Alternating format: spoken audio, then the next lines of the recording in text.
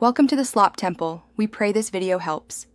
You start by eliminating hazards and preserving information.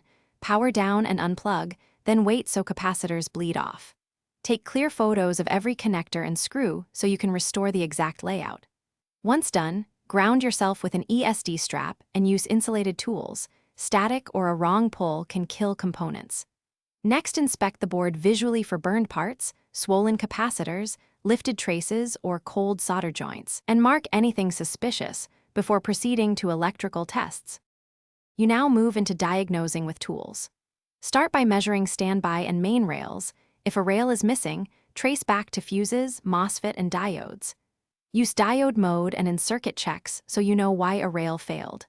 Once identified, remove and replace faulty capacitors, transistors, or blown fuses using correct values and polarity.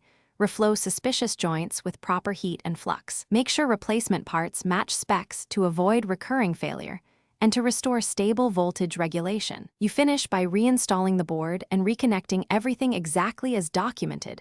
Double-check connectors and fasteners. Power on cautiously using a current-limited supply so you can cut power if a short recurs, and watch voltages and temperatures for anomalies.